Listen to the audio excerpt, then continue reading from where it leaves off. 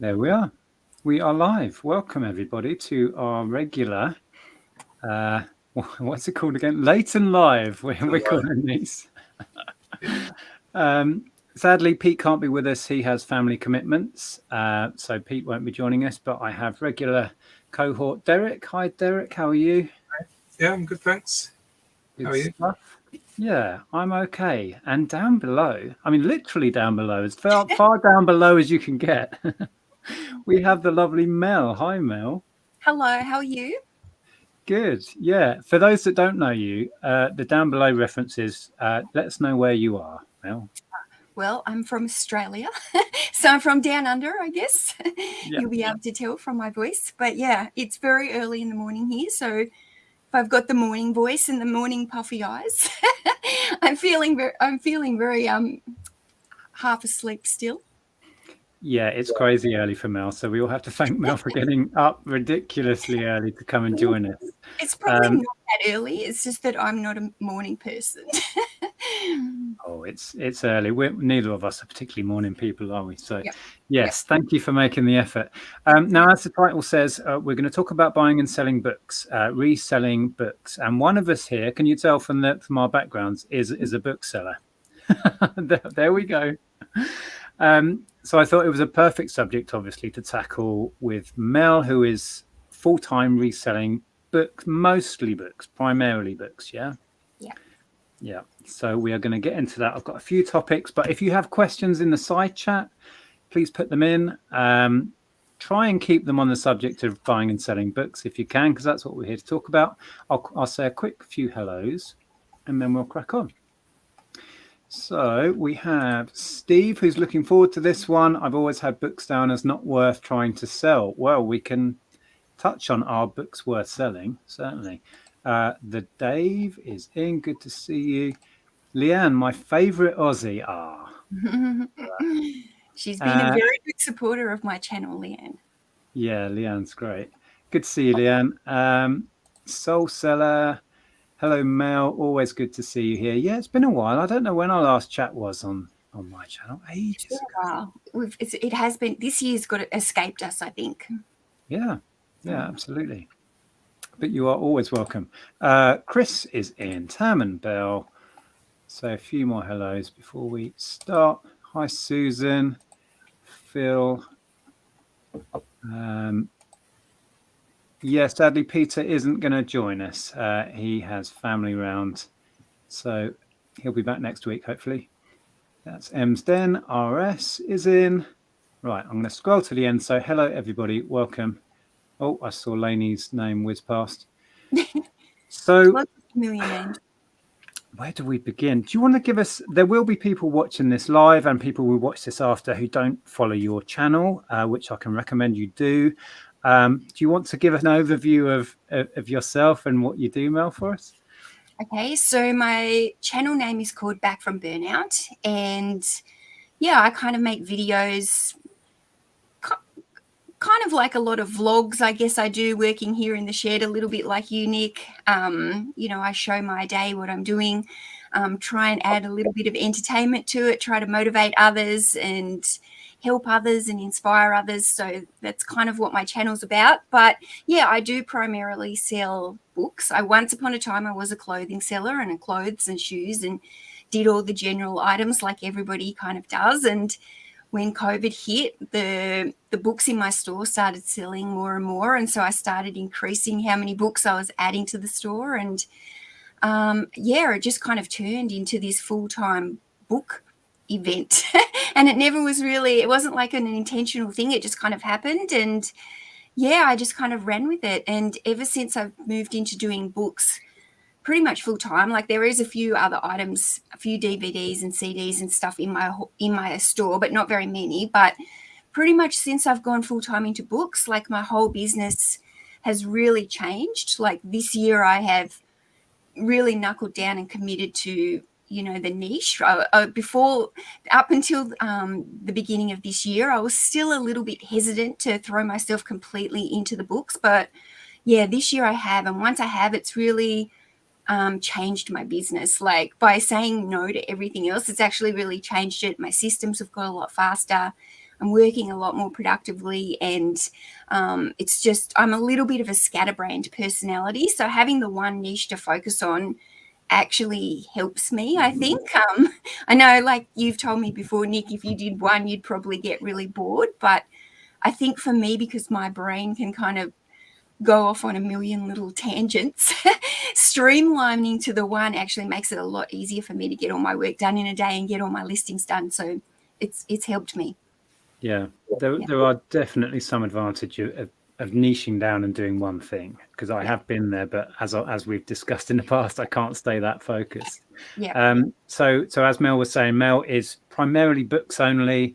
I do dabble in books and have done for many, many years. Where are you on the book scale, Derek? Do you buy and sell any books? Have you tried it?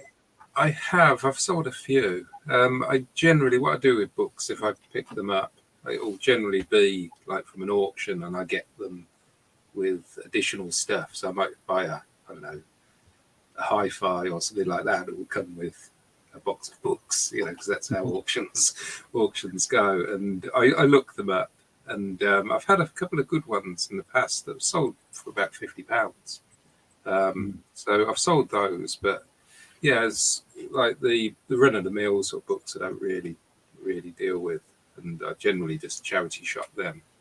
I find because you've got World of Books and all of that in the UK, it's very hard to sell lower value books. Yes. As far as I can see. Anyway.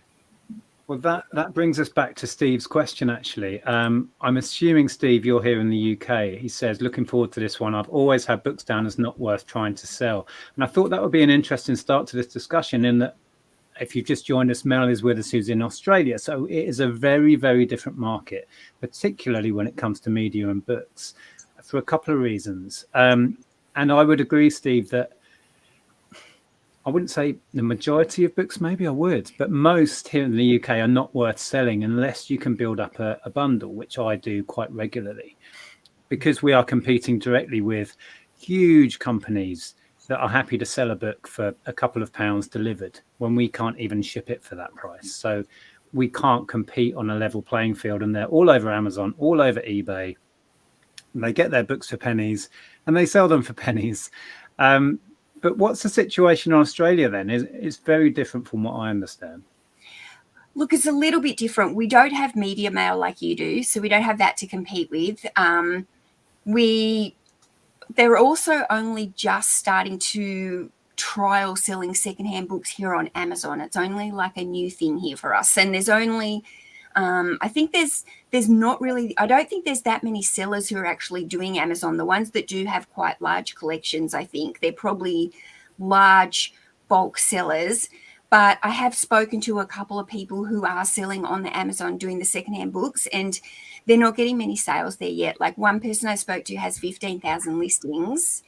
However, he gets about one sale a day on Amazon Australia. So that's just not worth it from my point of view. Like I'm not ready to go there yet when it's that low. I'm not really ready to put my time into it. So that is in the trial process, and whether or not that comes here and takes off, if it does, that might actually change our book situation a little bit. But while we haven't kind of got people knowing about the secondhand books on Amazon or got a really large collection of them or catalogue of them, I guess we've got eBay there, which is monopolising the book market for us. So without having a lot of competition, it's been able to keep our prices quite steady. So I still do get quite a lot of success selling those low-end books, both individually and in bundles. And I think that's the thing for you guys in UK. The bundles are probably going to be your best, because the bundles are, you're not so much competing with World of Books when you're doing bundles of books, because they're doing all the individual books for really low end. But if you can sell somebody the whole series or a whole collection by the same author, so they only have to push the buy button once, then you're offering them value, you're saving them time, and that's going to be the difference that the UK sellers have in the book market. Yeah, it certainly works out better, because the likes of Music Magpie, etc., and the big ones, they all operate on barcodes, so they can only do an individual product. They don't have the time nor the manpower to lay out a bundle and list it and create one listing for one bundle. So you have that advantage. Plus, the postage becomes less of an element. So if you can sell a bundle for £20, it makes sense because the postage doesn't destroy all of your margin. So that's certainly. Harry Potter books are the ones I've had success with, which a lot of resellers do, don't they? Because you can see them quite regularly at the car boot sales. Yeah. And I just store them up until I'm always missing one, one particular one. I can never remember what it is. So I end up buying more of them at the car boot sale, then realizing it's not the one I need. Yeah, you end up with loads of the same one. Yeah. I've got to a point where I needed a couple of Order of the Phoenixes, so I bought them from We Buy Books or Music Magpie or whatever, who had an offer on, and then had a 3-for-2 offer on top of that offer, and I got them dirt cheap and made up 3 bundles and sold the bundles for like 40 quid each or whatever. Yeah. So I take advantage of the booksellers. I've got a whole shelf in here of Harry Potter that it's all just sitting there because there's so many different covers and so many different things, and I have to really pull it all out and have a look at, Harry Potter is one of those books where you've got to look at which edition it is, and some of them can be worth a lot of money. So I've literally got an entire shelf here. Every time I buy Harry Potter, it goes onto this one shelf, which is hidden in my back room, kind of like down low, where it's one of those shelves that's harder for me to reach on a daily basis. So I keep it full of all these Harry Potter, and I really need to bring them all out. It's probably a shelf that's worth a lot of money for me, and I've just got it sitting there because I know it's just one of those more time-consuming jobs to sort through. Yeah. That is one of the well-known authors and franchises that people know is worth money. What would you say, perhaps as a tip for people watching? Have you learned over the last couple of years of doing books, niches that you wouldn't have thought of before, but have been lucrative for you? Yeah, I mean, there's so many. I think that's the thing with books. Like, you never know. Like, sometimes they're just so unexpected. Like the other day I sold a book that was like how to grow a fruit tree in Australia. And it just looked like a regular book. I'd bought it for 50 cents and I ended up selling it for like $103 Australian, which is like, it's just crazy. Like, and it was just a basic how to grow fruit trees. So those kind of books you don't expect. The old car manuals can sell for a lot of money as well. I've just sold one that's going out to be posted today. It's in terrible condition. Like, it's for an old Morris Minor. It is full of oil stains and it is terrible condition. And I sold that in less than 24 hours. It just went. So a lot of the old car manuals, no matter if they're full of grease and oil, like, people still are searching for those kind of things. But that's a niche where people are going to actively use it, and they don't really care on the condition. Yeah, I've done that myself. I've bought because I've got a couple of classic cars, and I've bought the manuals before, and it's got a bit of grease on it. It doesn't matter because it's going to get grease on when I'm using it as well. So. Exactly, and that's where condition comes into it a lot with books, but it doesn't really matter in some instances, and that's a niche where, honestly, just if it's an obscure sounding car or an older car particularly, pick it up and don't worry about the condition, because the end user is likely to use it in their workshop and not care what it looks like. And they can bring some crazy money. So there's a lot of books that really do kind of surprise me, and quite often they're the ones that you look at and you think, oh, this is almost like a throwaway book. And then when you price it and you think, wow, like, why is this one worth so much money? But it could be that it's it's out of print now, or but the thing with books is you can't judge the book by its cover, like, so they say, because some of the books can be in the worst condition and they will still sell for so much money. It's like even the old little fantasy and science fiction books, they can sell in very poor condition and they bring in a lot of money. So, and they're always those little tiny small fiction books, really poor condition, and bring in some great money. Yeah, I've done well with bundles of fantasy.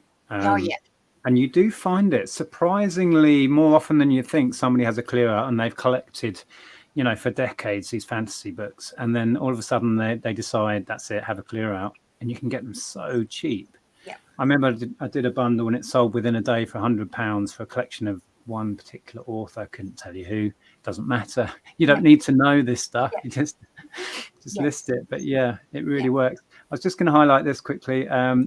Amy was saying, love Mel, one of my favorite resellers of all time. Wow, there's an accolade. Thank you. Let's just quickly see if we have any more questions before we move on again. Wow, lots of people saying hello to us all. Bibles are another thing. The Bibles always sell for crazy money over here. I tried selling a Bible because I saw Lonnie, Garage Flips in the States. He had great success with Bibles, and I bought a few at the auctions, and I couldn't get rid of them. I couldn't get rid of them for love nor money. So yeah, I think I've still got them actually. I think they've gone on my death pile. I think I unlisted them. I wonder if that is a country specific thing. Maybe the market here isn't as vibrant. I have sold a Bible, but it was a really old, really nicely bound thing. I'm guessing it needs to be a certain style or something like that. Yeah, maybe it's an age thing with Bibles or something. Yeah. I don't know. I mean, I sell them from all, $20 Bibles up to hundreds of dollars, so from, very basic looking ones. But, I find some of the really large family Bibles or the really old Bibles that are leather bound, those ones can, they can go for so much money. And I find the thing with Bibles is it doesn't matter as well if they've got text and writing and stuff inside them. People don't seem to care if they've got other people's family history in them. They still sell for really good money regardless. Yeah, it's interesting. Lavender, welcome, says, Lavender Clothesline, says, scanning books has always seemed very time consuming. Yeah, I guess you're talking about, that's usually people who are selling on Amazon, I think, those that are scanning. Or maybe they're using apps to find out value. I have got involved with that when I was doing Amazon, but I've pulled away from Amazon now. So I'll be honest, I haven't really been sourcing books. Wow, no, that's a lie. I did buy all those Dungeons and Dragons recently and did incredibly well on that. But it's not something I look at, and I want to change that moving forward.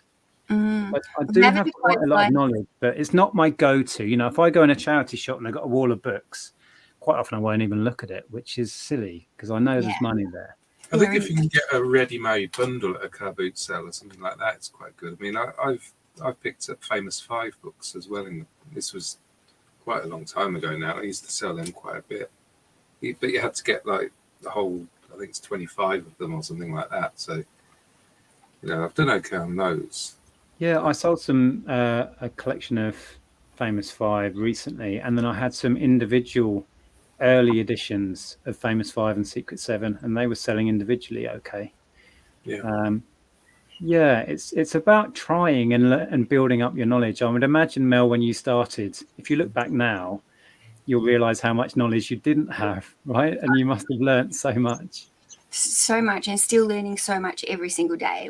I think that's the thing with books, because there are those books that you pick up like on a regular basis, and there's books where you'll end up knowing, okay, this particular topic like vegan cooking or something like that, that's kind of like the bread and butter and it'll keep turning over. So then you can kind of look for those topics and go, righto, maybe I haven't sold that exact vegan cooking book before, but I know in the past vegan cooking books sell for me, so I'll pick that up. So you kind of end up learning, okay, these topics are quite popular. People seem to I found the how to sew, how to crochet, how to knit, those kind of books as well. They always seem to they might not always sell for the hugest amounts, but they sell through kind of fast on me. Not so much the ones about the patterns on things, but the actual learning how to do the stitches and how to do the the vintage ones especially. They seem to really sell well on those how to knit, how to crochet, where they go back to the real basics. But what Lavender Clothesline was saying before, she's American and they do a lot of scanning with the books there because of Amazon. Over here, because we haven't had the Amazon, we don't really do as much scanning like that. So most of the secondhand booksellers over here don't actually enter the barcode number into a listing. So you can use your little eBay phone scanner and you can scan a book, but it's very unreliable for me because so many of the sellers don't actually put the barcode in. So when it does pull up the results, it's only pulling up a very small amount of those results. So I manually have to go in and type in, if I'm in the charity shop, I have to manually type in the name to my eBay listing to really see the result. But I think by doing that, it's actually taught me so much more about books because haven't been like, I think with the scanner, you can get a bit lazy because you're going so fast through a bookshelf, just going scan, scan, scan, scan. And you're waiting for the little machine to beep at you or whatever and tell you that this one fits your margins. And then you pull it out. Whereas I'm physically learning every single book that I'm doing and I'm really like getting that detail about them all. And so over the time, I think that's actually made me a better reseller because I'm very familiar now with those books that are low end, mid range, the ones that sell through faster than others. And yeah, I think that's actually helped me learn books by actually manually typing them in for so long. Whereas a lot of them now, I can just go out sourcing and I don't even bother like price comping them, you know, I just buy. But up until that point, to learn that knowledge and to get to that point, by not scanning, it's made me a better reseller. Yeah, I guess you're using a different part of your brain and you're actually retaining some information each time rather than like a robot scanning stuff. I think you're right. That's what the scan does. It just beeps at you. Like they basically set it so any book that's going to make them a $5 profit or more after the costs, you know, they just beep it and it goes off the sales rank. So they can go through those bookshelves really, really fast. So they're not actually really taking the time to look at them and what those books are. And some of those books that they're scanning as well, they're missing the opportunity because they're not seeing them as those books that you can bundle as well. They're just looking at them as an individual price. Yeah, exactly. I brought up Chris's question there. I mean, Mel's got some great videos actually about your setup down there and building the very room that you're in or converting was it a garage or a shed? I can't remember now. It was like an old garden shed. So it had grass growing up the walls. Yeah. I recommend going and watching those videos. They're fascinating. Now, I have an interior space here. Derek's interior, aren't you? That's part of your house, right? Yeah, this is like an extension. Yeah, similar to this one. But yours is an outside space. And this is a good question. It's a valid question as well. Have you had any issues with damp? Because being a bookseller, that's your worst enemy, right? So have you come across any problems yet? I haven't had any problems. So far, so good in here. I think also where I live in this part of Australia, like I'm in a little bit of a cooler climate as well. So I think the climate does help. If you're up the top of Australia more, up near Brisbane and Queensland, then it's much hotter up there. And I do, like when I've been up there in the past sourcing, I have noticed a difference in the quality of the books. There's a lot more what they call foxing on the books where in the warmer weather climates and stuff. So that you can still sell the books that do have the foxing and the little marks. They're like those little brown, orange spots that you will sometimes see on a book. That's called like a foxing. And I do find the warmer climates get more of those than what I get down here. But in terms of dampness, I don't have any problems. I haven't had any leaks or dampness or mold or anything like that in the shed. Yeah, good. We certainly find, I mean, I sold loads of books that have got foxing on. It's the little brown dots that you'll see on the books. I assume it's some sort of decay, mold or whatever, but in the damp climate that is the UK, yeah, we struggle with that a lot. But it's never stopped the books selling if there's a demand for them. I keep any sort of books or magazines or anything like that, cardboard stuff. I keep that all in my sort of house storage, if you like, at the back of my office here. Yeah. And I keep the rest of it in my outdoor storage, which wouldn't really. I do have dehumidifiers running, which would help, I guess. But yeah, I don't think books would last too long out there somehow, especially if they're long-term type things. You're storing them for a long time. Yeah. Excuse me. I've been cleaning stuff, and that's as ever there's dust in the air, and it sets me off. Nigel has said, I find that non-fiction books sell the best, and that was one of my topics. Fiction versus non-fiction. I will, if I am looking at books, I will gravitate to the non-fiction, because I find for the amount of books I sell, that's where the high value ones tend to be.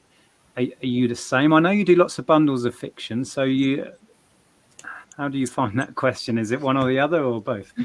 I think like you'll find that the non-fiction will bring higher individual book prices, but I can make a lot more money on a fiction bundle book set than I can on one individual non-fiction book.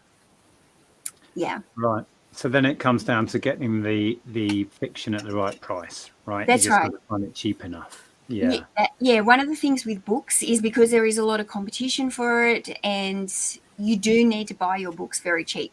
Like that. One thing I'm always saying is don't overpay for your books. Like if you're buying an individual book and it's going to sell for $40 or $50, then that's okay. You can buy that book for $5. But if you're buying a book that's only going to sell for a low end $15, or I'm not sure what that is in pounds, maybe like 7, 8, 10 pounds or something, you really want to buy that book for very cheap, 50 pence or whatever it is over there.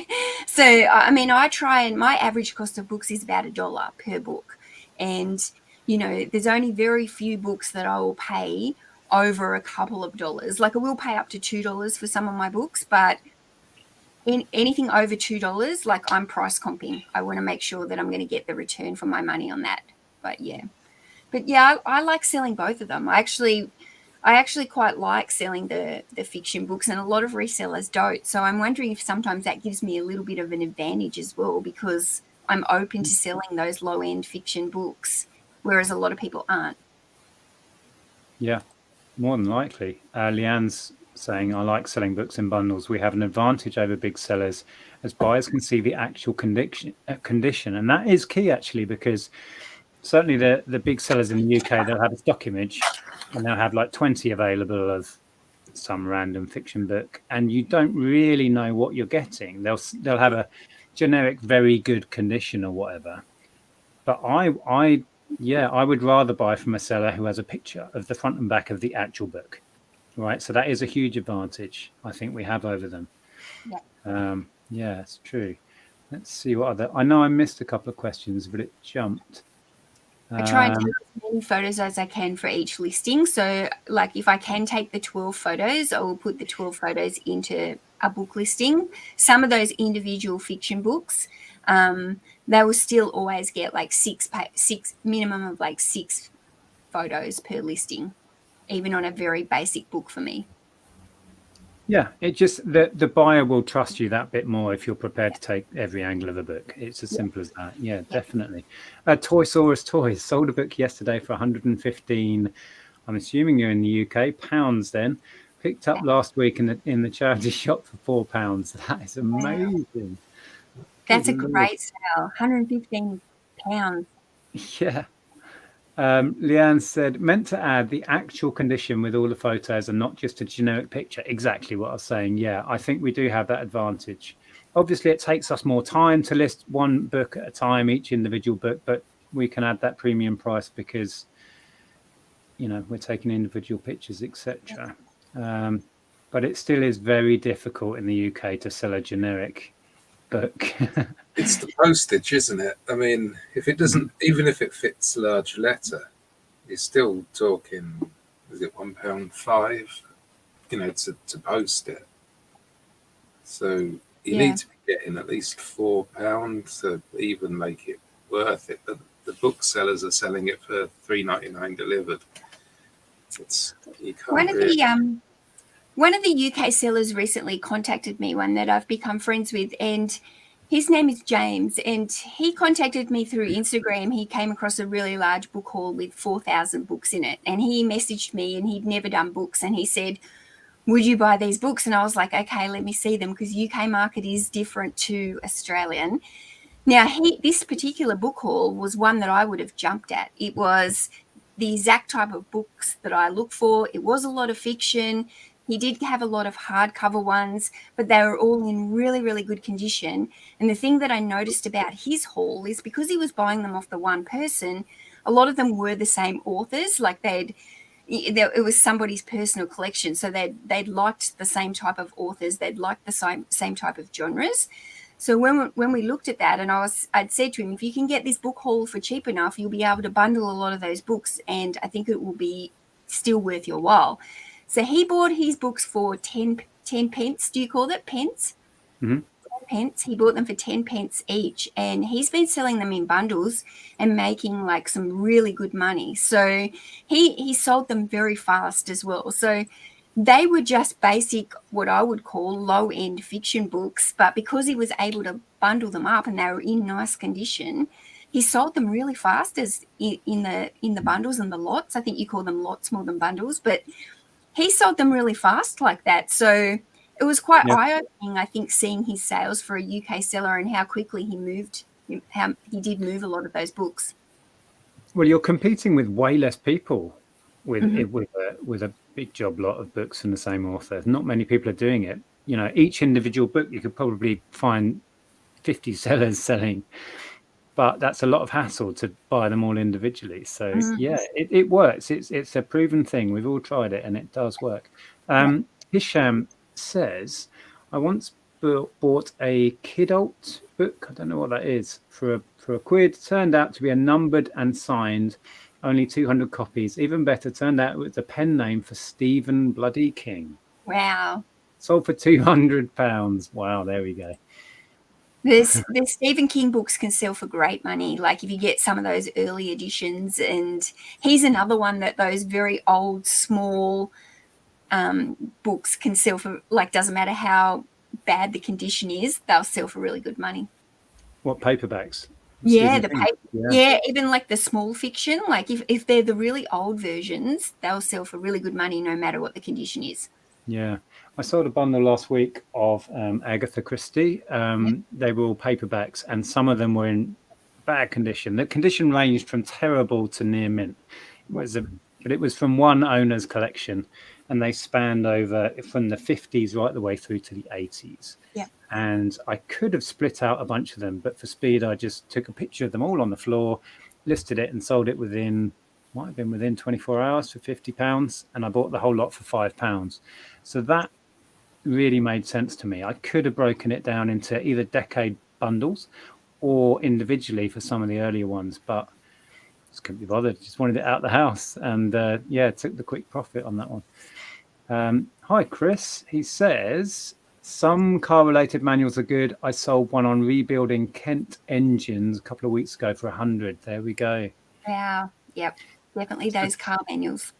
So for people watching this, I think it comes up time and time again, but it's a niche where knowledge is most things with reselling come down to knowledge.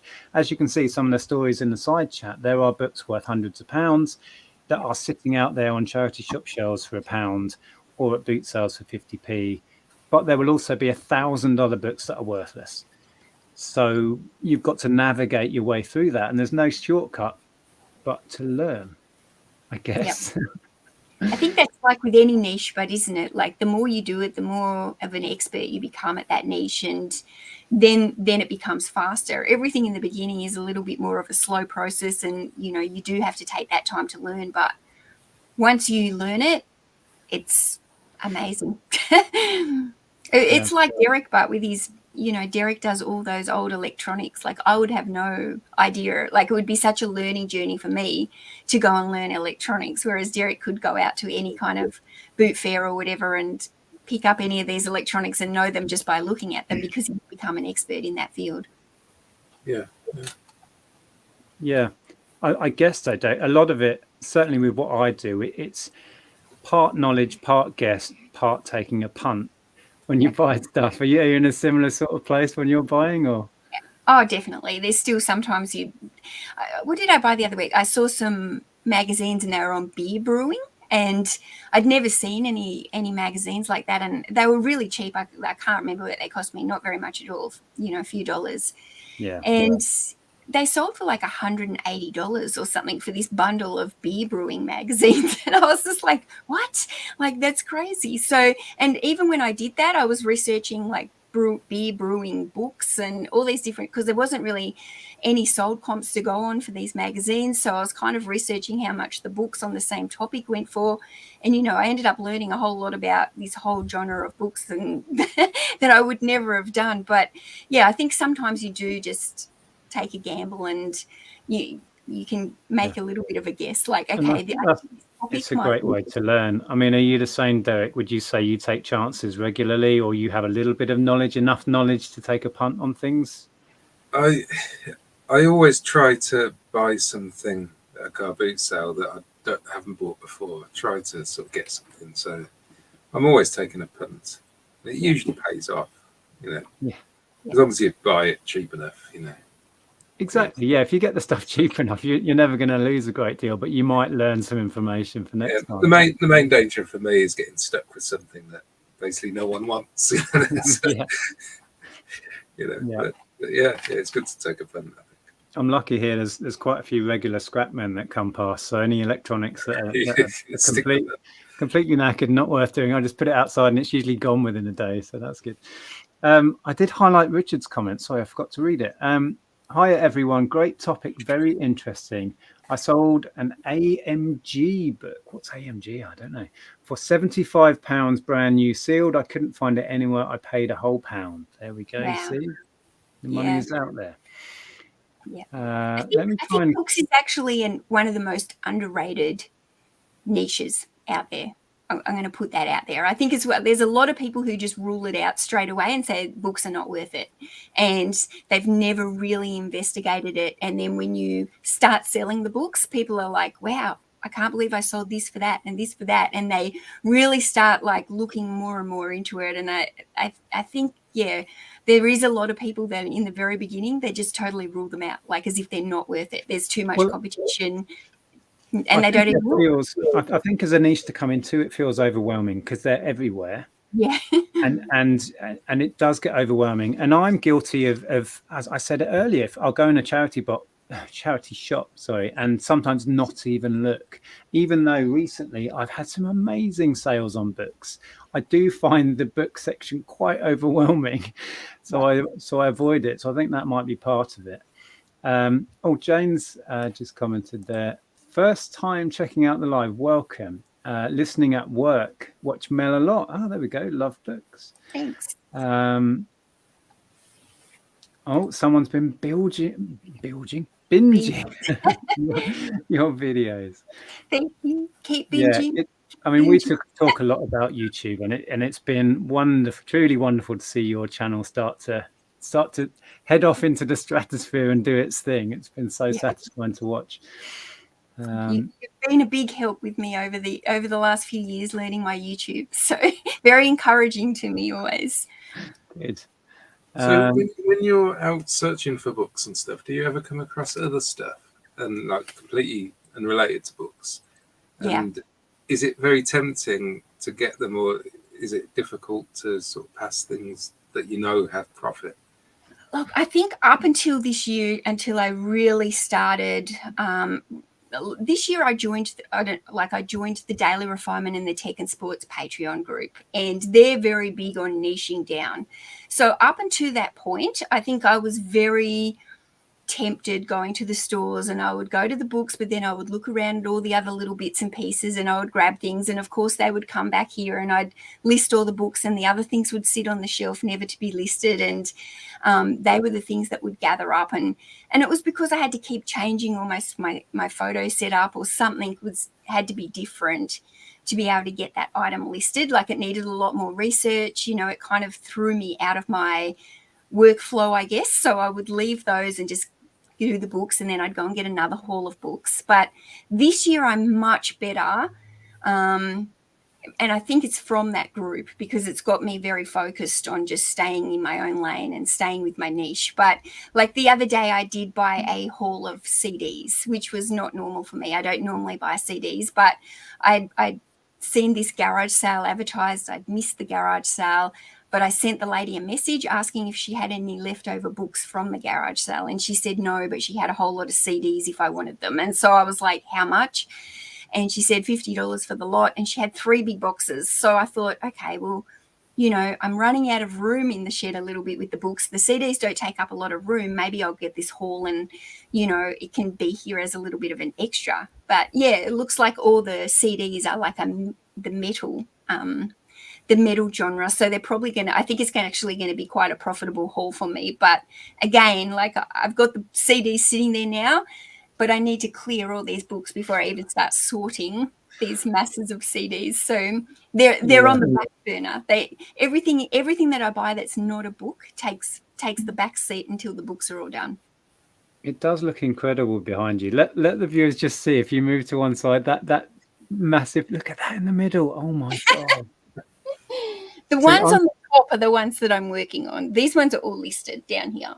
But the ones on the top, they're the ones I've got to get working on, because I use the bench space to put all my picked orders before I'm packing and stuff. So, or when I'm cleaning my books, getting them ready to photograph.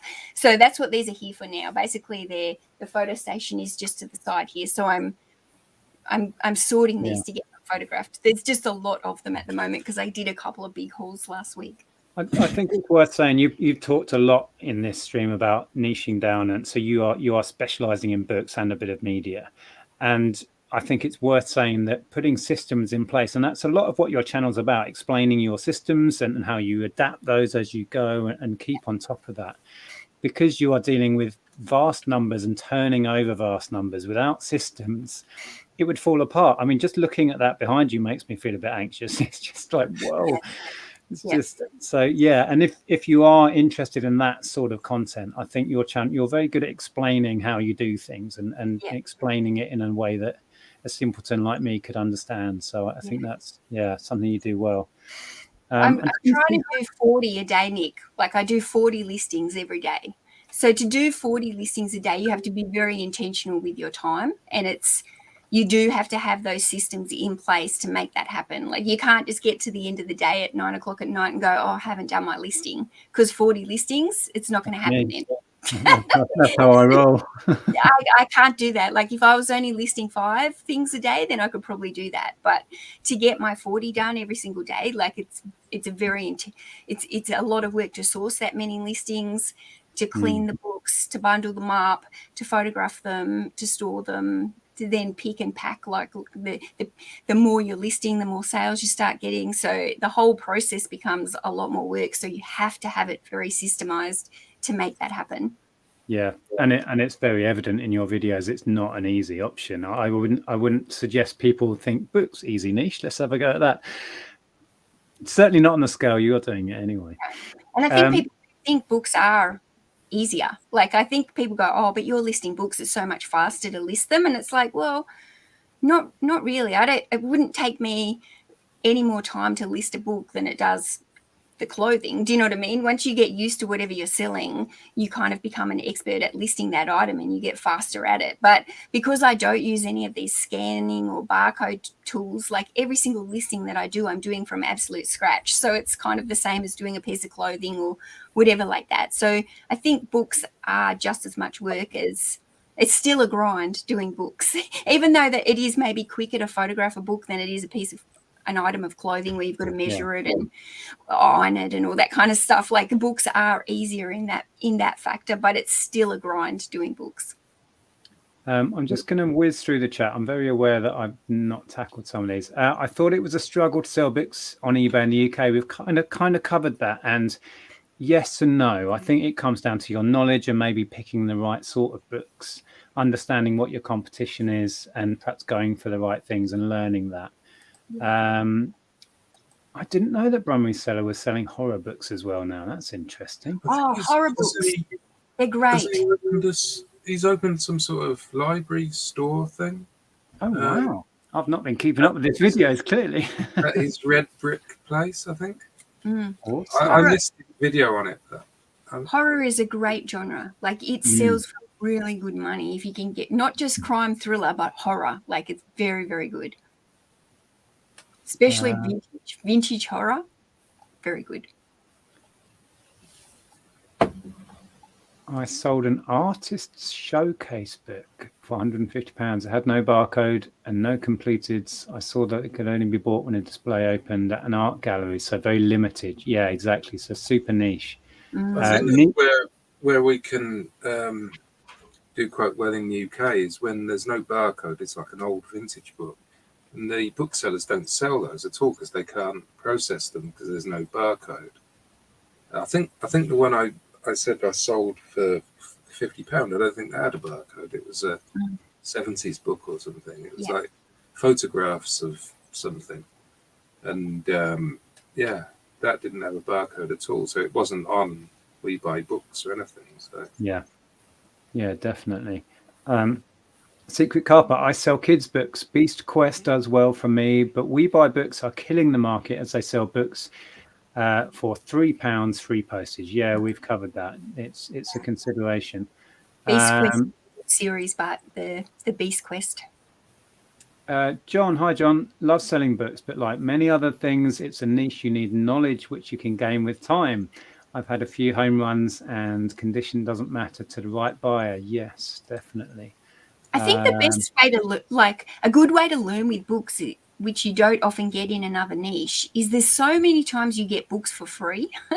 So I think I've learned so much from getting free book hauls, because the only thing I've really got to lose is my time. So some of the most knowledge I've gained is from hauls of books that I probably would never have chosen, because they didn't look like the type of books that I would generally just scan for with my eyes.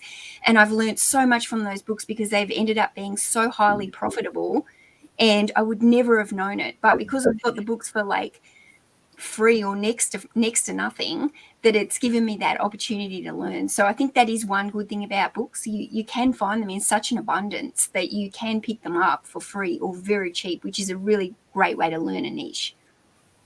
Yeah, definitely. Creative, what's that, Callan? Are Lego manuals good to sell? Kira from Ireland. I've sold quite a number. It's again a market where the majority aren't particularly, but more obscure stuff, or the Star Wars ones I've sold just as a manual. I've got quite a few on sale at the moment. I've sold quite a few of them, but they sell for like £10 delivered, most of them. Yeah, most don't. That's kind of a ceiling on that. There's probably some obscure ones that go for more. You're talking early Star Wars sets are really quite collected, and people want to find the manuals, so they do quite well. Some Harry Potter ones you might find do well. Can you not download the manuals as well? So if it's just like a random person just wanting instructions for his Lego set, hence download them, can't you, as well? Hence, it's those niches where people are collecting the physical. Yeah, definitely. Right, let me try and catch up in this chat and see what we've missed. I've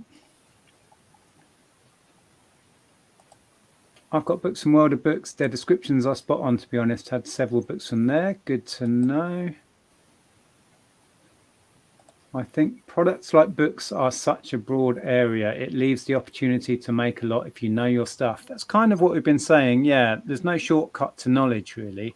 But once you have it, I think you can really leverage that to your advantage. So many book. Sorry, Derek. No, I just said there's so many thousands of books in the world. Like, it's hard to learn them all. You know, it's like a forever learning thing. Yes. Sold an Alice in Wonderland book for £30. It was in a slipcase and was 50s. Yeah, very nice. Alice in Wonderland is one of the most sought after books, like the old vintage ones. They sell for very good money. Yeah. Wow, there's so much chat. I don't know how far behind I am. This is how far I am. When I mentioned Agatha Christie, that was probably 20 minutes ago. I recently picked up some pristine Agatha Christie graphic novel adaptations. Oh, wow. Sold quickly and with excellent profit margin. First graphic novels I've even bought sold. I had no idea they'd done those as graphic novels. Yeah. Graphic novels are great. Oh, is it Boldfinds that you chat with now? Yeah, there we go. Was it James, did you say? Yeah. Yeah. Good to see you, James. Yeah, There we go. Bundles are the way. He had a lot of success. Okay. I think I might give up trying to catch up in the chat. Let me see what other topics I had in here. I wanted to ask you about textbooks and sort of university books, because I've had very, very mixed results. I used to do a lot more books when I was doing Amazon. Do you bother with those or not? I don't bother with them very much these days. The reason being is a lot of the books now for the uni, they're online. They get PDF versions these days. So, like, my son is studying at uni now. He's in his second year. We haven't bought one book for him. It's all online. He hasn't needed to buy a single book. So I think some of the things with these textbooks is you have to make sure if you're buying a textbook that it's of a fairly recent. I think there's even rules. I'm not sure if it's like 6 years or 10 years. I can't remember. But if the book is older than that, you're not allowed to use it for the course anymore. So you do have to be careful to buy like a more recent book if it's going to be a textbook to sell. I have had some quite good success with nursing ones and midwifery, but yeah, I kind of tend to stay a little bit away from the books. Most of the textbooks that I find are older ones, so they're just going to sit there and not sell. So unless I see one that looks like it's in pretty good condition and I look at the year in when it's made and it's a real, like a newer version, then I might pick that book up. But most of the time now I'm leaving the textbooks. A lot of them are big and heavy, take up a lot of storage space, and I just find that they just sit for too long for me. So yeah, they're not my favorite.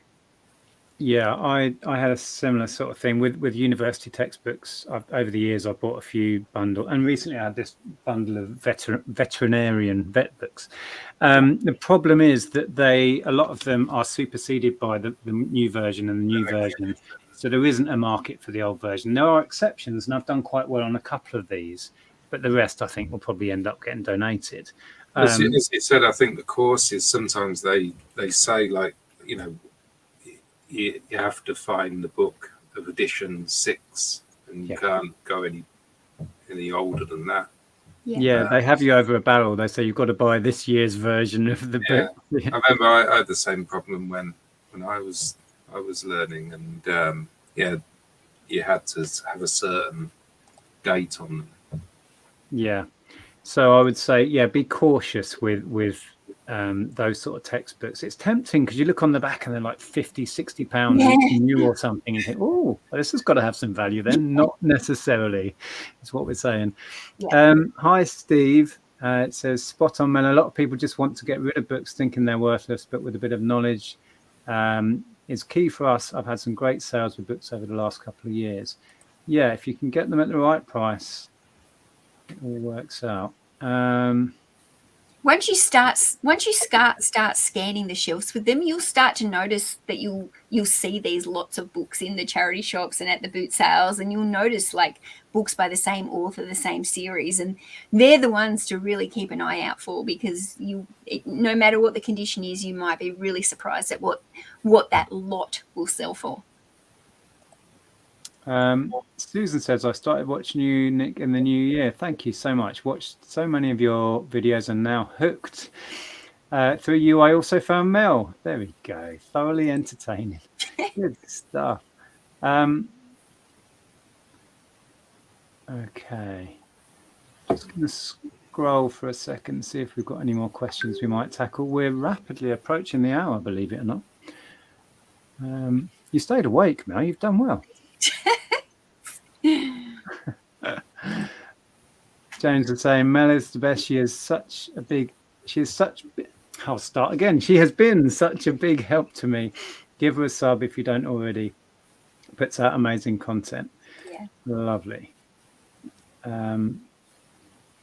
Apparently gravity doesn't work the same way in Australia. It's a wonder you don't all fall off the bottom of the earth. I can't work it out.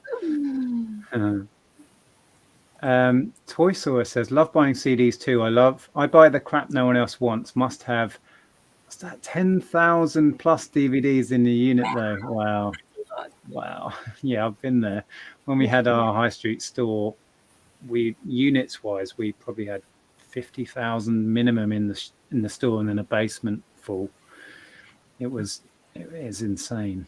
Yeah. I think that's the thing with media, isn't it? Like you buy these large hauls of it, and unless you deal with it very fast and you process it fast, it gathers very quickly and it builds into like a huge unlisted death pile that can become quite overwhelming when you end up having like thousands of CDs or DVDs or books that are all sitting there waiting to list. You have to kind of if you're going to do these big hauls, you're better off to just get the haul, deal with it straight away, and then get it listed and then go buy something else. That's a hard habit to get into. That's something I've learned the hard way, but I'm getting better at it now. So you said the ones in the middle are the stuff that isn't listed. Is that the only sort of unlisted stock you've got, or do you have? I've got one shelf to the left of me where I keep unlisted inventory, but I'm working on clearing that because I really need the shelf space for listed inventory. So for the next couple of weeks, my aim is to just work on my death pile, I guess, and I really want to get on top of it so that I'm back into that habit of just going out buying, selling, so that hopefully I won't have very much unlisted inventory as well. I do have another haul down here under this stack of books that I bought last week as well, and it's 200 magazines, so I need to sort through that. So that's going to be a big job as well. But at least when I do those kind of listings, they're pretty much, some of those magazines I'll list as individuals, some of them will be bundles, but the listings themselves are all very similar. You only have to, you're doing the same magazine. These are all the same type of magazine. So if you're doing the same type of magazine, the only thing I have to change is the year and edition, and pretty much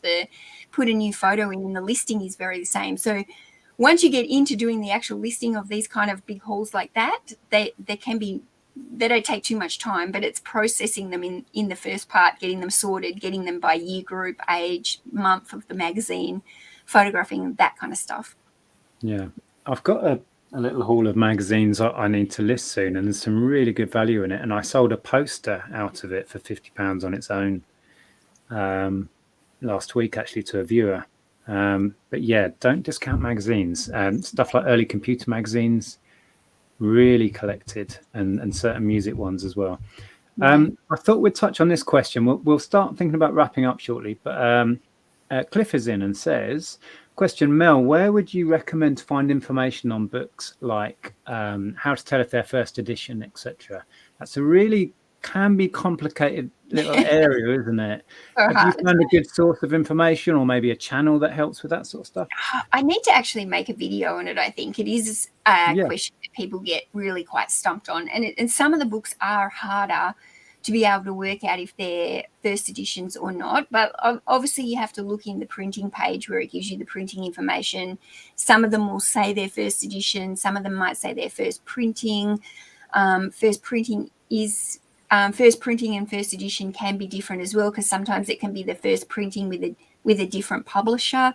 So it can be a little bit tricky. You have to get as much information as you can from in that copyright page. There is I do have a friend who's an American friend, and he specializes in old vintage collectible first edition type books. And I'm thinking of doing a podcast kind of thing with him, because he's got so much knowledge around it that I think it would be very, very beneficial. But it can be hard. And if it doesn't clearly say first edition, first print, sometimes you do need to do a little bit of a Google on it. But most of the books, it's quite easy, but like some of those like Harry Potter and stuff where the first editions can be worth a lot of money, like you need to be very careful checking those kind of books to make sure they are. But there's no real easy answer for it. It is something that you have to learn and research a little bit to work out how to do it. And it's hard for me to express it without kind of showing it in tutorials. Yeah, I think that is a subject that maybe you'll have to tackle in another video, and there's a lot of information there. Yeah, you kind of have to show it like a tutorial. It's hard. Yeah. Okay, well, I apologize for not touching on all of the questions we got in the side chat. It's always the way it goes. It's really hard to keep up with that. And we're going to think about wrapping up. I know I've mentioned your channel a couple of times, but for those that aren't subbed, aren't you approaching another milestone soon as well, or not? I am. I'm nearly at the 1,000. 20,000? Yeah. Wow. So if you're not sub, you might be the one to tip Mel over the edge. Yeah, I think I don't know how many I need. I maybe need another 6. It's under 100 anyways. Wow. 656 or something. So if you found this interesting, honestly, there's much better content on Mel's channel, all about books and about the process, and you get to nose around inside that fascinating looking room there. So please go over. Maybe we can nudge you that little bit closer to 20,000. Yeah. 20,000 is epic, Mel. Yeah, it's pretty. That It's really come, is. it's come on pretty fast. I will say though, I've got a lot of people that follow me that aren't interested in books. So if you're not interested in books, don't let that turn you off, because I do have a lot of people that follow me because I do talk about systems that will work whether or not you're selling books or clothing or whatever you do. Like I talk a lot about the systems with business, and I think I just try and keep it just, I don't know, I'm a little bit of a scatterbrain sometimes, so it's a little bit like I try and show that real side of reselling, I guess, the good and the bad and the ugly. So yeah. You're right. There's content on there about mindset, which is a big part of what we do, is keeping yourself focused and that sort of thing. And I think a lot of people find that helpful. You put that across very well. And it's not just us saying it. Look, Tawny Steve saying there, he's been subscribed for a while. Great channel. My partner and I love your channel. That's Rich. Your videos never failed to put a smile on our face. There you go. Oh, thank you, TK. So there's the link. You've got no excuse now. There's the link. Thanks, TK. Okay. And of course, I have linked the channel below. If you're watching this afterwards, the link is there. The links to Derek's channel is below as well. So please go and sub to Derek as well. We will be back next week. We think we'll have back to the regular panel. We'll be on, I assume we're on Pete's channel next week then, if we switched around. Yeah, we could just switch back after. So I don't know what he's got lined up. I'll have to ask him. So yeah, it just remains for me to thank you, Mel, for joining us at this ungodly hour in the morning, your end. It's got me up now. I can get all my orders. I've got like a lot of orders sitting there to pick. So yeah.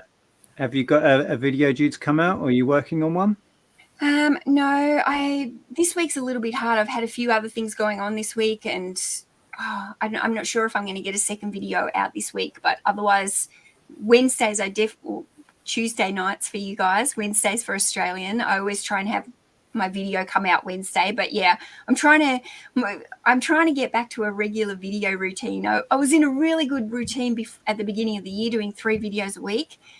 And then I got struck with the COVID, and I just struggled for a few months after that to get my energy back. I was so fatigued. So I've kind of been like trying to find my groove again, and it jumps between 1 or 2 videos a week, but I'm trying to get back there and be a little bit more consistent. So we'll see. Good stuff. Yeah. And thanks everybody who joined us live. Thanks for your comments and questions, and for joining in. If you're watching after, thanks for getting all the way to the end. Wow. And we'll see you again next Thursday for more random chat. I think we will be on Pete's channel though, so we'll see you over there. Thanks, Derek. Appreciate it, mate. Yeah, thanks again.